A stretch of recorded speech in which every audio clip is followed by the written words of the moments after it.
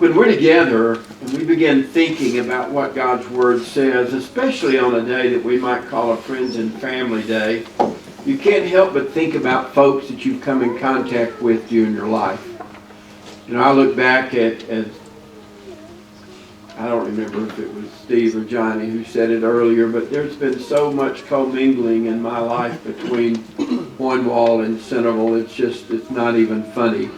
I think back to the baseball days and playing baseball with some of your yahoos over here and all the good times that we had. And then all of a sudden they decided that the all-star team would be from Centerville and Cornwall. Now you picture that. Would you look at that? Some of the best friends I have had through the years have lived in this county, and the joy of getting to know them and be with them has just been one of the greatest blessings imaginable. So when we begin to think about friends, that's how I think of all the folks that I've known in the past that have made a difference in my life. And every one of them has been an influence in my life. Every one of them. I'm really, really, really fortunate because I grew up surrounded by folks whose influence was always good. I cannot remember a time that I really felt like somebody was influencing me to do something wrong. I wish I could always say that on the other side of the coin. I wish there weren't times in my life when I messed around and got on the wrong side of the fence for a little while and encouraged somebody to come with me, but I'm just so thankful that they were always strong enough to pull me back over the fence. That's a really good thing, to have friends who love you and who care about you and who want you to turn out good, as my dad used to say. And on the other side of that coin, I think about family. How important is family? I think how blessed you are if you have grown up in a good family. I think how wonderful it is to be able to look to your family for examples, to watch how to go and to know where to go by how they led you in the places that they took you. And on the other side of that coin, I know that there are times in families that there's discord and there's trouble, and I know that some children rise above a lot of difficult upbringing.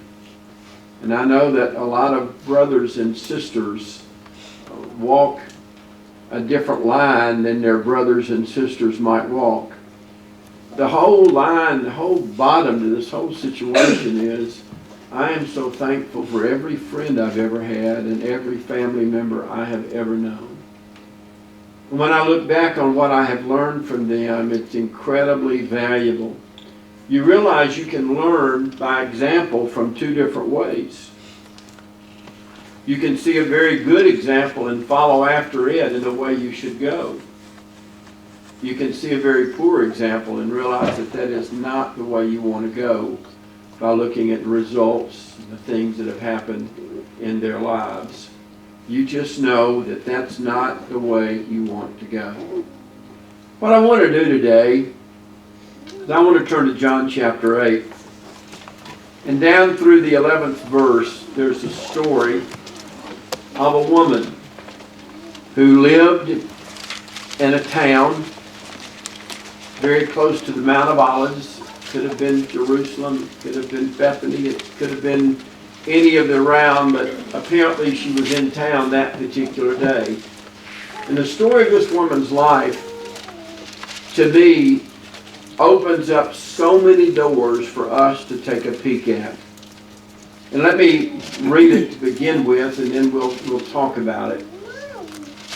But Jesus went to the Mount of Olives, but early in the morning he came again into the temple, and all the people came to him, and he sat down and taught them.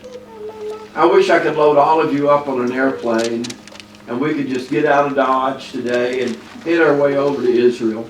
I wish I could take you around. The biggest mistake I ever made was waiting until 3 years ago to go to Israel. life was too busy. I didn't think I had time to go away. But I will tell you something. For years I have walked by faith, by what the Bible taught, by what the Bible has written in it. But I walked the streets of the Holy Land, and all of a sudden it was like I was walking by sight. What I got to see there was amazing, and the things it reminded me of, absolutely amazing. This occurred across from the Mount of Olives because Christ was on his way to the temple to teach over there, to the synagogue.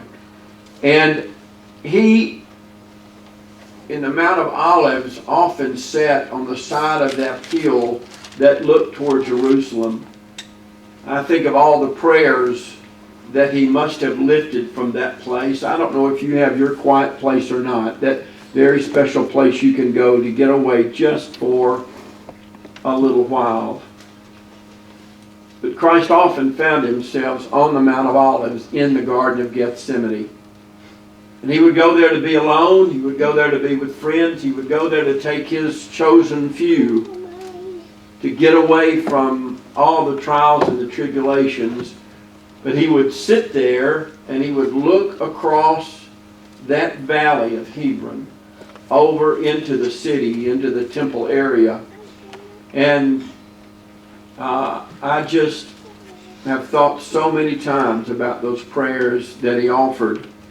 But he had been on the Mount of Olives, possibly had spent the entire night there praying, but early in the morning he came again into the temple. People knew that he would be at the temple when he was in Jerusalem, because when he was there, he was going to be inside, outside, one side or the other teaching, because people wanted to hear what Jesus had to say. And it was interesting that some came because they were very interested in trying to figure out if he really was the Son of God come to earth, if he really was the King, if he really was the Messiah, if he really was the chosen one, Son of Man, Son of God. Is this him? And they would listen as he taught, and we all know that from the time he was about 12 years old, he just confounded the people that were inside the temple with the questions that he asked, even at that early age. He began to give them pause. Where does his wisdom come from? Who is this that is here? And once he began to reveal himself to them, oftentimes they would meet him in the temple, or they would find him anywhere they could find him to listen to what it was that he had to say. So now he's in the temple teaching. And while he's there, all the people came to him and he sat down and taught them. I don't know if that meant that everyone who was at the temple to hear somebody teach that morning left the temple, left the teachers they were sitting with when Jesus walked in and naturally migrated to him, or whether it was one of those things where he was the one teaching and they all came to him, not leaving the other teachers, but just because he was there. But it's interesting that they said, and all the people came to him, and he sat down and taught them. And in the middle of all this, these people gathered. You know how welcoming Christ was to women and children. It was just very obvious that all the time in his ministry, he was wide open for women and children. Suffer little children to come into me, and forbid them not, for such is the kingdom of heaven made. And the times that even, like we pointed out just a moment ago, the woman who came and poured the alabaster jar full of precious ointment on the head of Christ, symbolizing how much she loved him, giving what she really had financially to honor him. And Christ praised her for that and said, "This will be a memorial to you. You will always be remembered as the one who anointed my head with precious ointment." So Jesus had women in mind whenever he was out and doing anything. And if it were in the temple, most of the time the men would have been up front and the women would have kind of been on the outskirts, on the back side. When we were there at the Wailing Wall, which is the outside wall of the old temple, the men were the ones who were at the wall, wailing and praying and putting little written messages in the cracks of the wall, little prayers there to leave. Now the women were off in other places in the back in different groups, sometimes studying, sometimes just sitting, sometimes gathered waiting on the men to finish up. The women would probably have been around the outside, and the men would have drawn up close listening to Jesus teach. And I want you to get that picture. Christ is here teaching, and they're gathered around him. And then all of a sudden, the scribes and the Pharisees brought to him a woman caught in adultery. And when they had set her in the midst, they said to him, Teacher, this woman was caught in adultery in the very act. According to the Jewish law, she would have been stoned. If she had been unfaithful to her husband, found out, she would have been stoned. In my Bible, there's a caption under where it says chapter 8, a woman is caught in adultery.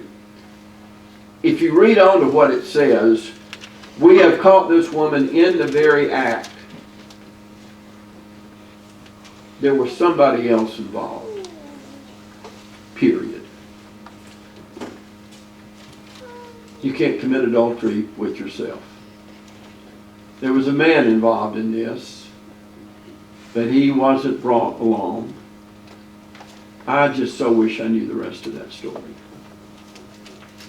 I don't know whether his buds got him together and said, when you're to the point where we can come in and catch her and what she's doing, let us know and we'll come in. I don't know if they set him up to do that. I don't know if they owed him a favor. I don't know what the situation was. But the woman is the one that's brought, not him. Teacher, this woman was caught in adultery in the very act. Now Moses in the law commanded us that such should be stoned. But what do you say? Knowing that it applied to both sides of the coin, I cannot imagine how offensive this must have been to Christ. Christ would have known the law. Christ wrote the law. Back and forth. Christ would have understood why they were there, and he did. And Moses in the law commanded us that such should be stoned, but what do you say? This they said, testing him, that they might have something of which to accuse him. But Jesus stooped down and wrote on the ground with his finger as though he did not hear.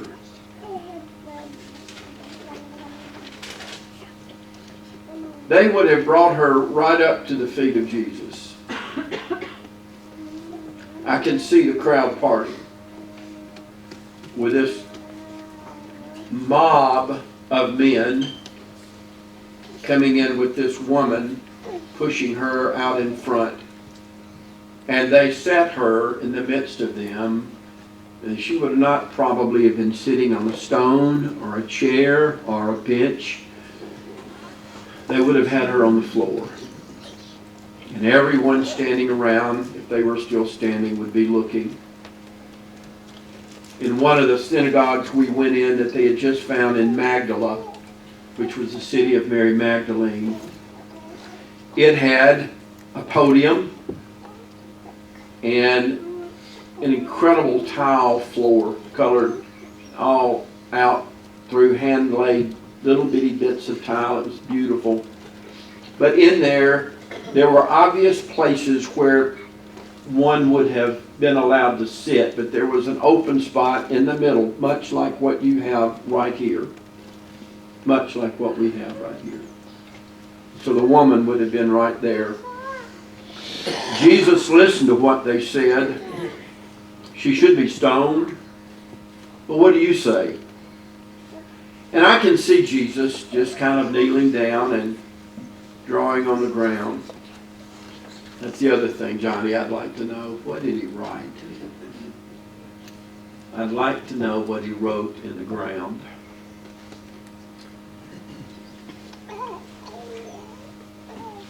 So when they continued asking him, he raised himself up and said to them, He who is without sin among you, let him cast a stone at her first.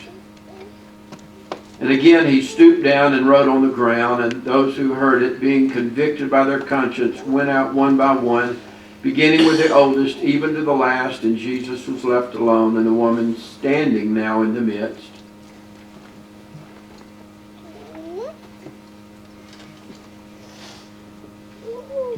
He who is without sin among you, let him throw a stone at her first. Something in that sentence makes me think there were men standing there with stones in their hands, ready to stone this woman to death. Would they have done it there? I don't know. I don't know. But I saw no loose stones in the temple when I was there. I don't know if Christ would have allowed them to stone her to death there, or said take her outside. All I know is Jesus looked those men in the face who had come with this woman and had thrown her down at their feet, a known adulteress, pronounced sentence on her based on the Jewish law, and expected Christ to either wiggle out of it or carry it out. And I know there were stones somewhere waiting to be used to kill this woman. But when Jesus said, let him who is without sin among you throw the first stone at her, he calmed the savage beast. He made them look in their mirror and see what was before them. And every one of them knew what they were guilty of. I can hear the stones begin to just drop to the floor. I can see those men hanging their heads and walking out. I wish I could see the face of the man who did all the speaking about what the law says. This woman is caught in the very act of adultery. I wish I could see his face.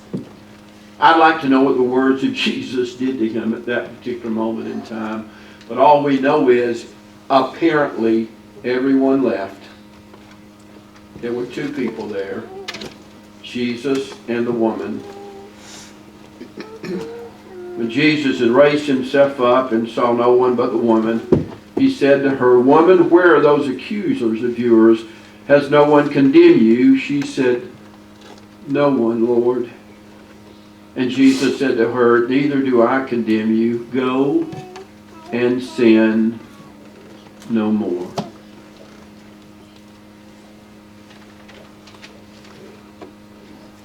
If you go back to the story and you review the people who are there, you've got the gathering that was there to hear Jesus teach. I'm sure some of his disciples, apostles, were with him. And then in the midst of all of that, all of a sudden, you've got an uproar that's coming in. And you've got a woman being pushed in front. You've got a man that is behind, who may probably be the instigator, and I imagine he was walking right proudly. And he walks up with her behind Christ. He is the one doing the speaking and the accusing, and they're asking Jesus, what do you say? And then you've got the henchmen, the ones that are around him, not with a rope in their hands, but stones in their hands. And they're all just waiting to hear what's going on. Then you've got the poor woman on her knees. And then you've got Jesus, maybe not much more than even looking at her, down on his knee, writing in the sand. And you've got these men demanding what's going on. Jesus quiets everything. And he is now again the center of all the focus.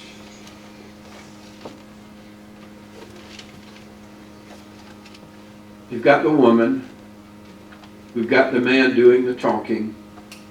We've got those who've come to do the stoning. We have got Christ, who's going to be doing the speaking. And then we've got the crowd that's gathered all the way around the crowd to whom he was already speaking. Whenever I study a Bible story, I like to look at all of the characters in the story and I like to decide which one is me. I like to take a look at everybody in the picture and just say, Bill Mack, how do you fit in this?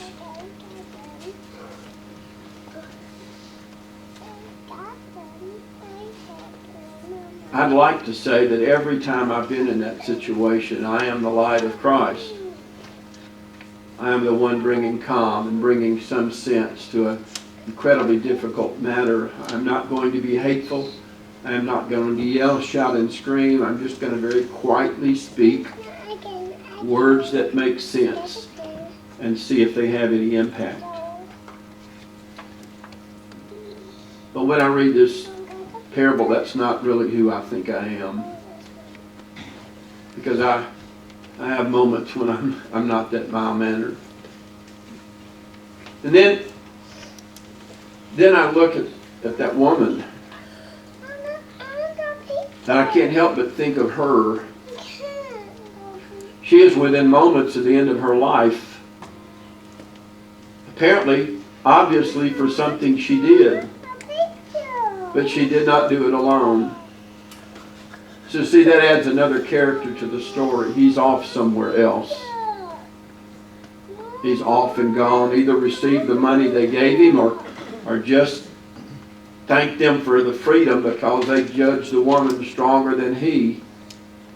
And he's run away.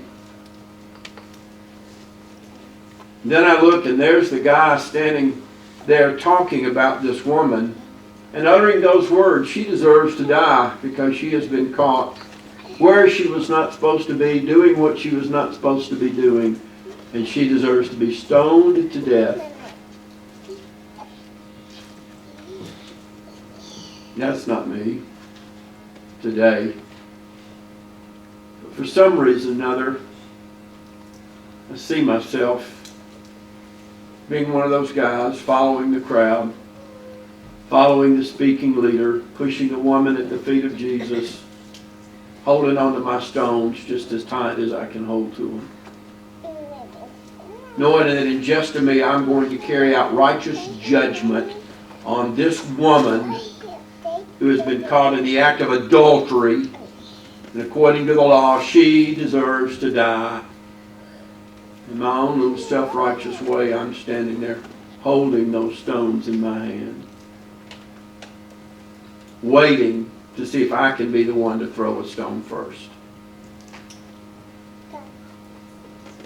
And then Jesus just simply says, if you have no sin, throw your stone.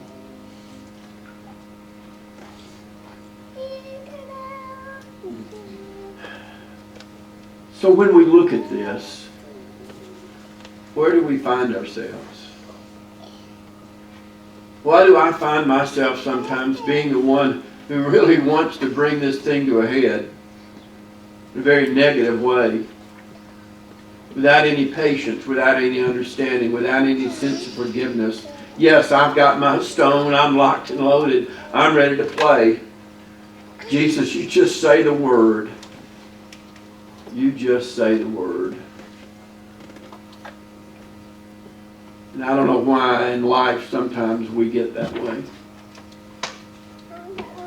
Why we become judgmental, even though what someone's done or what someone has said may be absolutely the truth. And the people that come are not misrepresenting anything, unless it was the false intentions in which this situation fell into place. And who knows? They may be the guardians of the Jewish temple, and they may have just found this out and sought it out, and sure enough, she was caught. But they took advantage of her. And they carried her to Jesus to wait on his judgment. Why is it that sometimes I'm the speaker? I'm the one who doesn't mind telling everybody what this person has done. I don't mind spending a little gossip with you and spending a little gossip with you and talking about my neighbor, talking about my friend, maybe even talking about my crazy sister-in-law. But some way, somehow, that part of me is so filled with hate and evil, which I consider to be self-righteousness, I've got no business standing in front of that crowd. You do realize when Jesus said what he said, the one doing the speaking left as well. He didn't hang around. He would have turned and walked away. And then sometimes I'm that woman where I've really done something foolish, where I've really said or done something that I had no business saying or doing, knowing it was against the will of God, knowing that it would disgrace the name of Christ. But I said it, I did it, I played it, I went along with it anyway. And all of a sudden, I look up and there's Jesus standing in front of me, writing in the sand.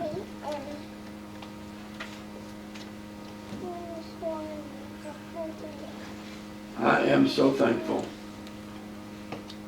that it's Jesus and not the man speaking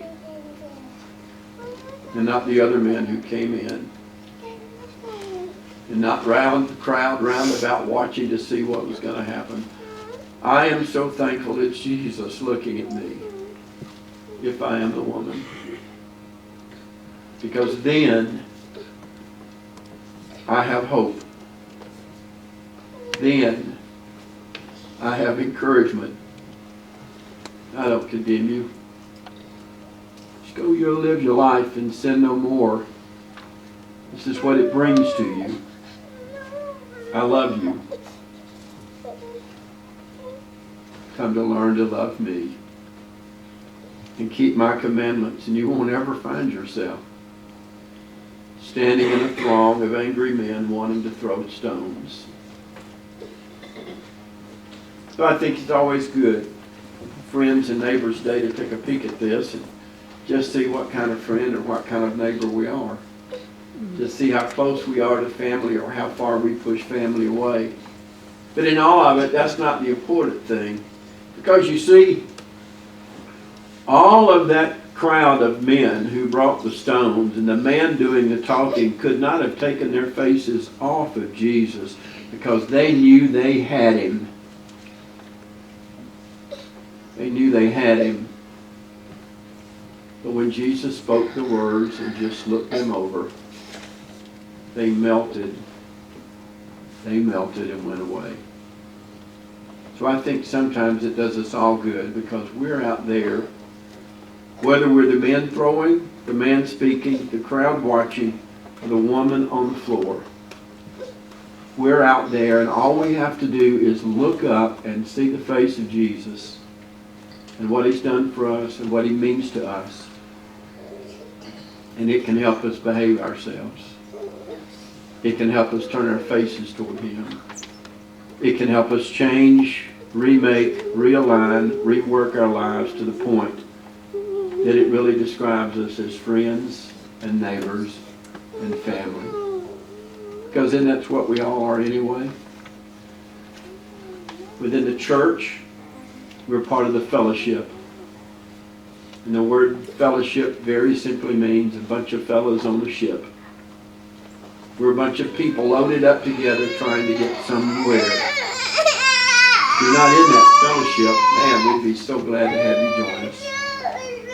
Hop on the boat, take up your cross, and follow after him.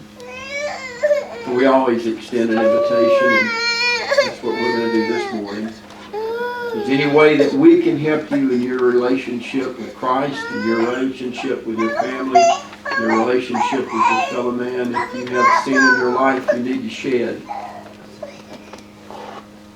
or situations in your life you need your church family to pray for, we would invite you to come as we stand and sing.